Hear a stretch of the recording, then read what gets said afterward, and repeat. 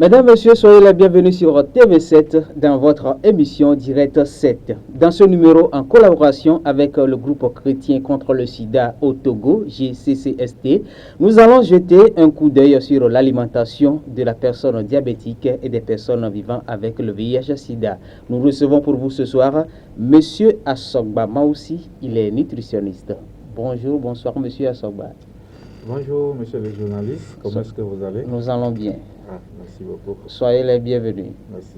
Voilà. Dans ce numéro de Direct 7, nous allons parler de la nutrition et alimentation des personnes diabétiques et puis éventuellement avec des personnes vivant avec le VIH-Sida. C'est le thème qui nous retient ce soir. Pas de souci. D'accord. Ok. Alors, ma toute première question, nous allons essayer de comprendre ce que c'est que la nutrition. Monsieur le journaliste, vous avez posé une belle question. La nutrition, c'est une science. Une science pluridimensionnelle qui couvre beaucoup plus des aspects médicinaux, pharmaceutiques, agronomiques, sociologiques, économiques. Elle met l'être humain en relation avec sa nourriture. Elle a aussi l'aspect biologique. Et c'est cet aspect qui intéresse beaucoup plus les scientifiques, beaucoup plus la population. En fait, c'est l'aspect biologique qui définit le rôle que joue l'aliment dans l'organisme. Voilà. Ça, c'est la nutrition. Ça, c'est la nutrition. Au même moment, on parle aussi de l'alimentation. Quelle est la nuance entre les deux? Au fait, par contre, nous venons de dire que la nutrition, c'est une science. Par contre, l'alimentation, c'est un art. C'est un art. Oui. Ouais. C'est l'art de s'alimenter. C'est l'art de s'alimenter. C'est un processus qui commence déjà à la fécondation et qui prend fin à la mort. C'est un processus qui commence déjà à la fécondation et qui prend fin à la mort. Elle s'intéresse beaucoup plus au domaine religieux, culturel et aussi social. Là, forcément, les deux doivent aller de pair, la nutrition et l'alimentation. Ça va de pair, mais il y a une petite nuance. L'autre, c'est l'art de s'alimenter. Oui. Par contre, l'autre, c'est une science qui étudie beaucoup plus les différentes facettes. Voilà, là c'est compris. Maintenant, on revient sur le sujet, les personnes, les patients diabétiques et puis les personnes vivant avec le VIH-Sida. Alors, on va commencer d'abord par les personnes diabétiques, ceux qui souffrent du diabète. Alors, quelle est la relation entre l'alimentation, ou du moins la nutrition et l'alimentation, et puis ces personnes patients? Et au fait, lorsqu'on parle de personnes diabétiques, tout d'abord, le diabète, c'est une affection. C'est une élévation chronique de la glycémie, c'est-à-dire le taux de sucre dans l'organisme. Maintenant, lorsqu'on veut voir un peu les causes ou bien les facteurs déterminants à la survenue du diabète, nous allons voir l'obésité, nous allons voir la sédentarité. Tout d'abord, l'obésité qui est due à la sédentarité et qui est due à une consommation excessive des aliments riches en graisse et en sucre. Maintenant, déjà, l'alimentation et la nutrition, c'est-à-dire une mauvaise alimentation ou une malnutrition par excès, est déjà une cause de la survenue du diabète. Voilà. Ouais. Donc, pour pouvoir éviter le diabète, ou bien pour pouvoir maîtriser ou gérer son diabète, nous conseillons souvent aux diabétiques, nous conseillons souvent aux patients diabétiques d'essayer de revoir leur alimentation, d'avoir une alimentation équilibrée.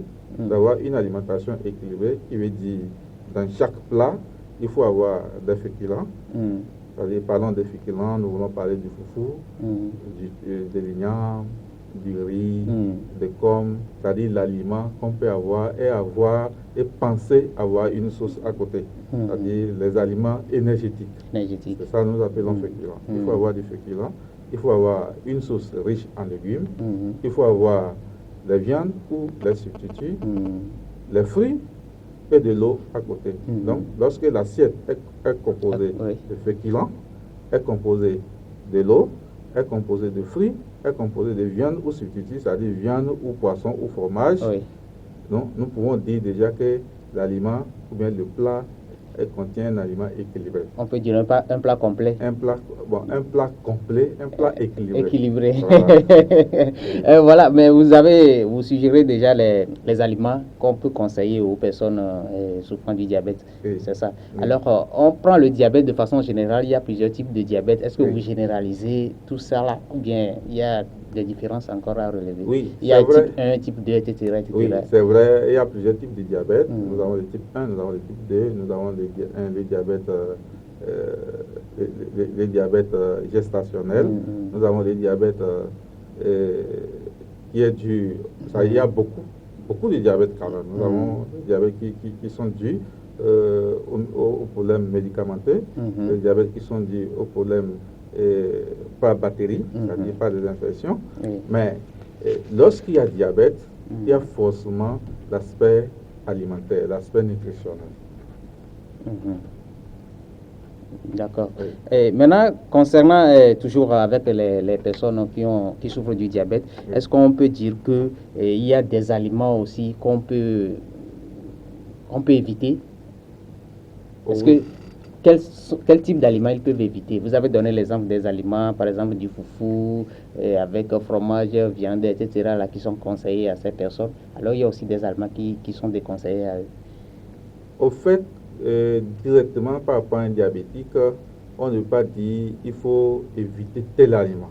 Parce que dans la prise en charge nutritionnelle d'un patient diabétique, il faut tenir compte d'abord de l'aspect culturel, de son aspect culturel, de son aspect religieux et de son aspect environnemental.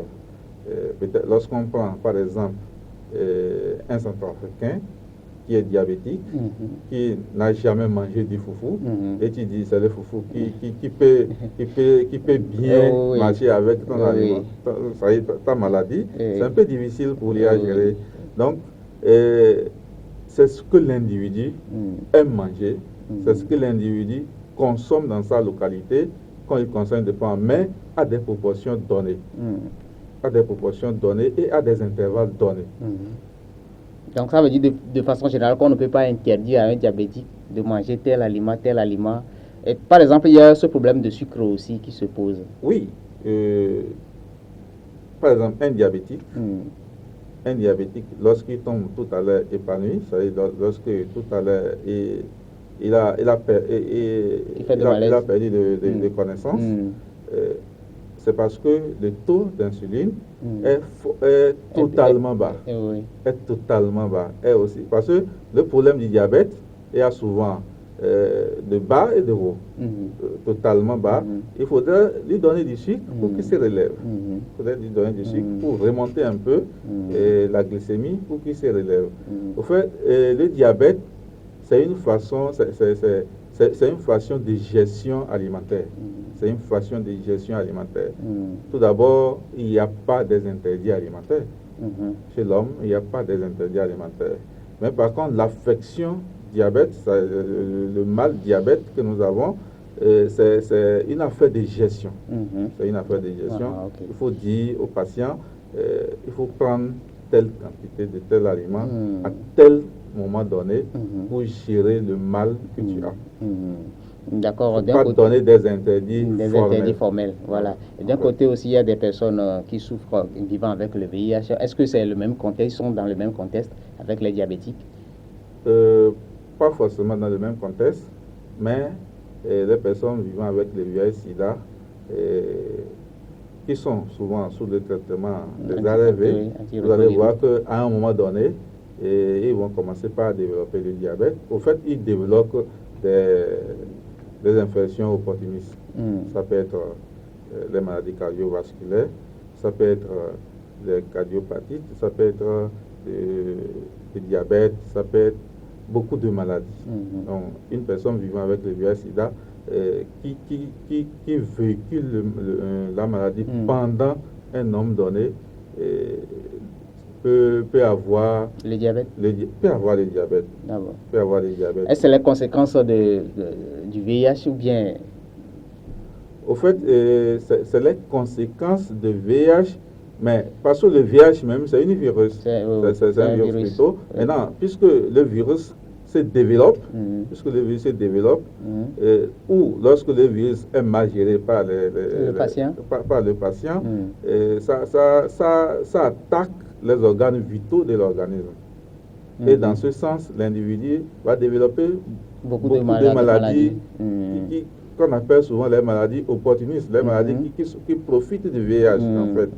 Alors, d'où le diabète aussi. Et dans ce cadre, l'alimentation, la nutrition, elle a quel effet? Ok. Par rapport même au VIH, là, il y a une interaction entre l'alimentation, nutrition et VIH. Lorsque vous allez voir une personne qui est infectée, nous venons de dire tout à l'heure qu'il y a des maladies opportunistes. Là, il y a des problèmes au niveau de la bouche, il y a des plaies au niveau de la bouche, il y a des problèmes au niveau de l'estomac, il y a des problèmes au niveau de l'estomac, il y a des problèmes au niveau de la paroisse intestinale. Et du coup, l'individu perd le goût, parce qu'il y a des problèmes au niveau de la bouche, au niveau de l'odorat, il perd le goût de l'aliment, il n'a pas envie de manger. Il n'a pas envie de manger.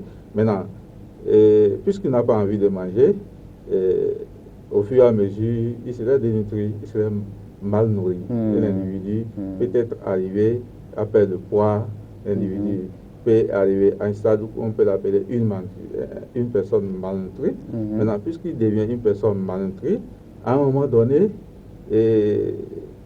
tout d'abord, nous allons noter que le VIH, pendant que la personne est infectée, son besoin nutritionnel est augmenté.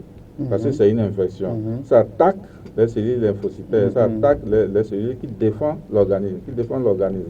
Vous allez voir que, puisque ça attaque ces cellules ont besoin plus de l'énergie pour pouvoir survivre. Donc l'individu a besoin beaucoup plus de l'énergie, donc son besoin alimentaire s'augmente généralement chez les personnes, de 10% chez les personnes qui ne manifestent pas encore des symptômes. Mais chez les personnes qui manifestent des symptômes, ça augmente de 20 à 30%. Vous voyez déjà? Maintenant, par contre, la même personne est infectée au niveau de la bouche, qui n'arrive pas à manger, ou bien qui perd le goût, et qui est plus malnutrie. Vous voyez déjà que l'infection, c'est-à-dire le virus, trouve beaucoup plus le terrain favorable pour se multiplier. Il est libre. Il est libre pour se multiplier, parce que les cellules ne se nourrissent pas pour pouvoir défendre l'organisme. Les cellules se multiplient. Maintenant, plus les cellules se multiplient, plus l'individu tombe dans le stade de la malnutrition. La malnutrition augmente. Donc il est plus vulnérable. Elle est plus vulnérable. La malnutrition devient plus sévère. Ouais. Vous voyez? Donc, dans ce sens, c'est une relation. Il faudrait s'occuper de cette personne pour dire, puisque il y a des problèmes au niveau de la bouche, puisque tu n'as pas le goût, il faut trouver un moyen, que ce soit une alimentation entérale ou parentérale, pour que l'individu trouve de l'énergie pour lutter contre le virus et du coup se relève. Oui.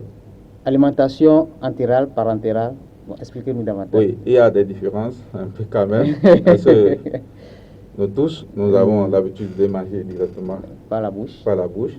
Mais à des moments donnés, lorsque on a des problèmes au niveau des dents, on ne peut pas mastiquer l'aliment. On passe quand même par des agents de santé pour pouvoir rendre l'aliment liquide et l'envoyer. Pour faciliter la consommation. Pour faciliter la digestion quand même. On peut envoyer directement l'aliment, soit par des vaisseaux sanguins. Qui va directement dans le sang et commencer par son travail, ou soit si c'est seulement les dents, seulement la bouche qui a un problème de digestion, on trouve la voie au niveau de l'œsophage pour envoyer quand même au niveau de l'estomac pour pouvoir mastiquer, digérer l'aliment par l'organisme. Mais si le virus est déjà attaqué, les paroisses intestinales pour bloquer l'absorption, on envoie directement au niveau du sang. Donc, d'où il y a l'alimentation orale, parentérale et... D'accord, là c'est compris. Et voilà. Revenons sur le diabète. Pouvez-vous nous rappeler les symptômes de la maladie? Parfois, on parle de diabète, mais on peut comprendre davantage ce que c'est que la maladie, les symptômes. Au fait, le diabète, c'est une maladie un peu silencieuse au début. Elle n'évolue pas rapidement. Elle évolue rapidement, pas avec des symptômes. On peut véhiculer le mal pendant des années avant de savoir si on est diabétique. On peut avoir le diabète après 3 ans, après 5 ans, voire même 10 ans avant de savoir si on est diabétique. Ça n'a pas d'effet? Si on n'a pas fait de test, s'il n'y a pas de dépistage, on ne peut pas savoir si on est diabétique. Maintenant, lorsque le diabète évolue, et ça commence par attaquer les organes, vous allez voir que ça peut attaquer les reins. Lorsqu'on commence par avoir des problèmes au niveau des reins, ça peut attaquer les yeux. Lorsqu'on commence par avoir des problèmes, on commence à perdre la vision. On commence par perdre la vision. Les yeux commencent par se gratter. On gratte souvent les yeux. Et à un moment donné, on voit que la vision devient un peu floue. Et lorsqu'on constate aussi que on a des problèmes au niveau des nerfs, moins de choses, on sent qu'il y a des problèmes au niveau des nerfs. Et lorsqu'on sent aussi que la respiration, en fait, n'est pas, c'est-à-dire il y a un problème d'essoufflement, à un moment donné, moins d'efforts physiques, on se sent épuisé, on sent la fatigue, on se rend à l'hôpital pour lisser ses causes, et maintenant, l'agent de santé, peut-être par les démarches, te dit faire le test du diabète, on va voir, et c'est par là qu'on sent qu'on est diabétique. Là, il faut un test forcément. Bon, c'est la prise. La vie de ne veut pas savoir si la personne est quand même de la glycémie pour voir si le taux est élevé ou bas. D'accord.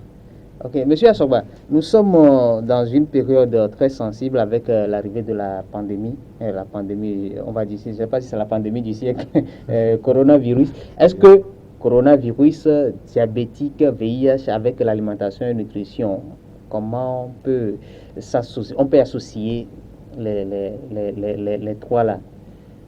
Au fait, parce que dans le développement, on nous fait croire que celui qui est diabétique, celui qui est une personne vivant avec le VIH, sont des personnes les plus vulnérables au Covid-19. Alors, on va l'associer à l'alimentation. Est-ce que ça peut renforcer un peu leur immunité?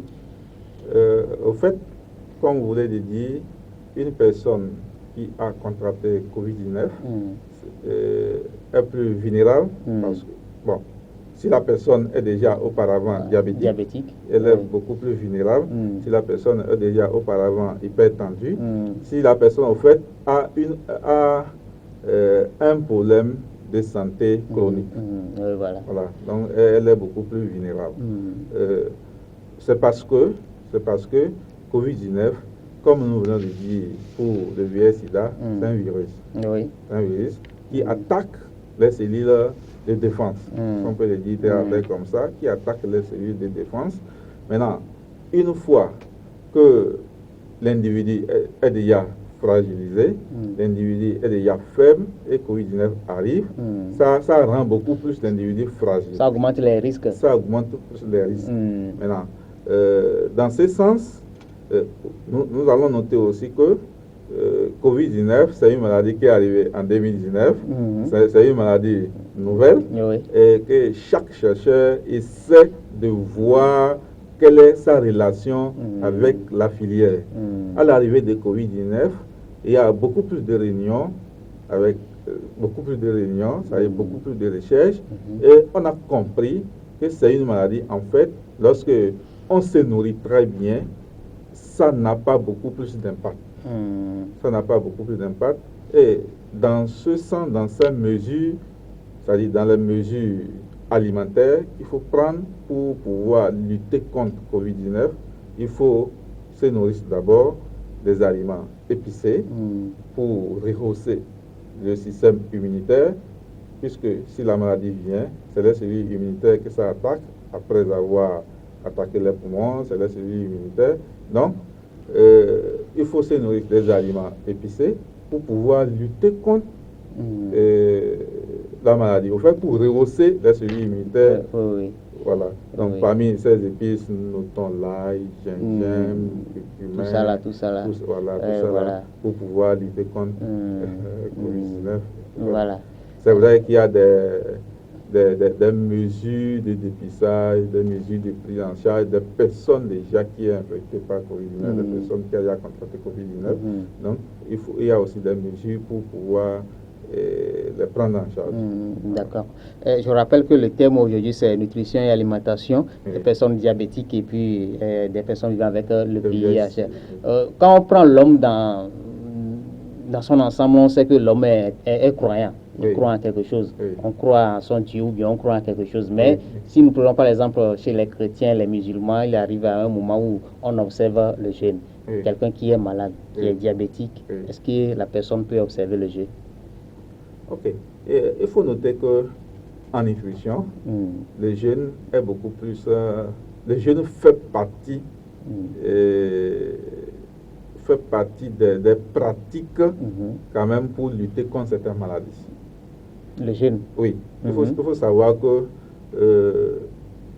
tout comme l'individu a son engin, ça peut être une moto, ça peut être une voiture, à un moment donné d'utilisation, on essaie de faire de vidange.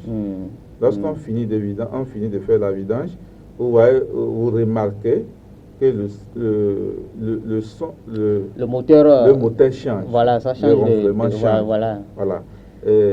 À un moment donné, l'individu, c'est comme un moteur.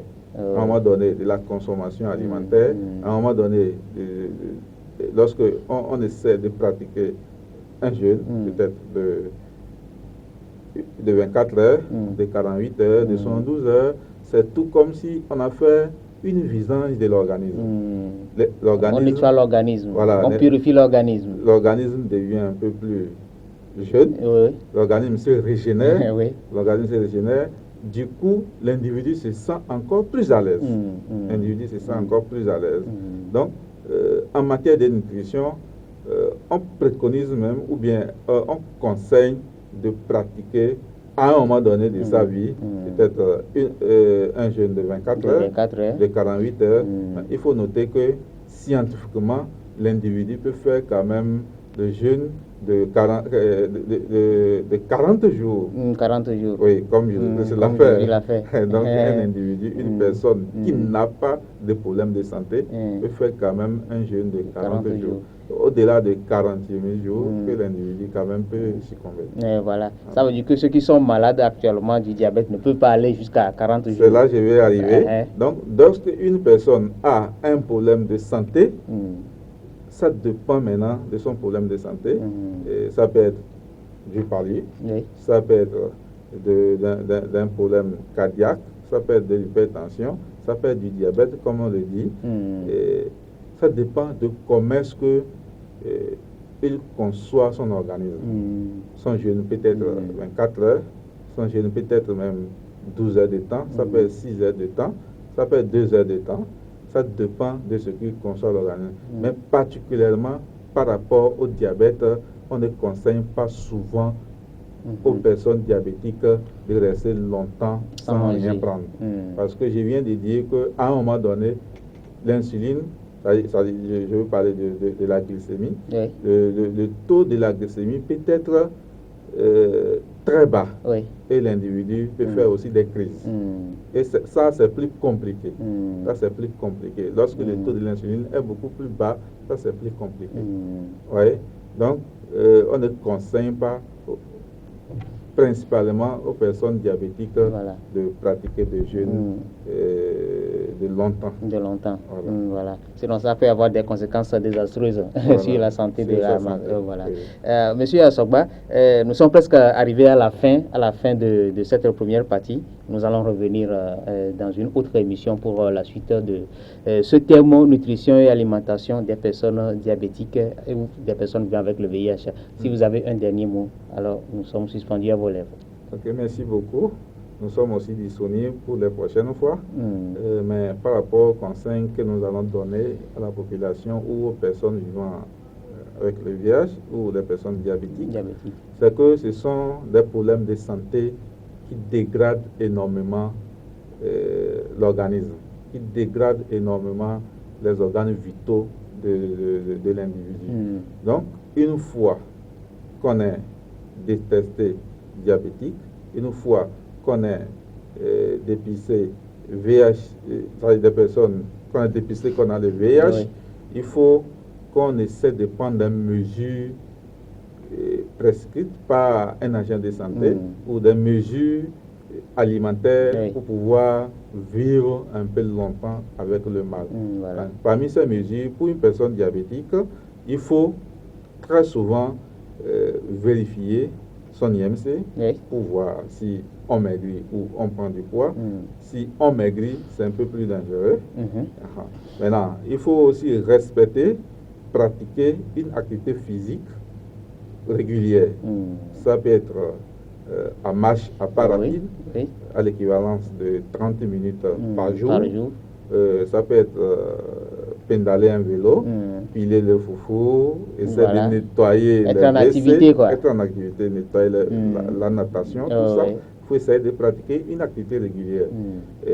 Au-delà de ça, il ne faut pas être, il faut pas consommer les aliments énergétiques, comme on vient de le dire. Il ne faut pas consommer excessivement les aliments énergétiques. Il faut réduire un peu la consistance des plats énergétiques. Voilà. D'accord. Merci beaucoup, monsieur Maoussi Assogba. Oui, merci beaucoup. Merci à vous aussi. Voilà. Merci beaucoup à tous nos téléspectateurs aussi qui nous auront suivis au cours de cette émission. Nous allons revenir encore dans une autre émission pour la seconde partie du thème nutrition et alimentation des personnes diabétiques ou avec des personnes vivant avec le VIH-Sida. Portez-vous bien et à la prochaine. Bye bye.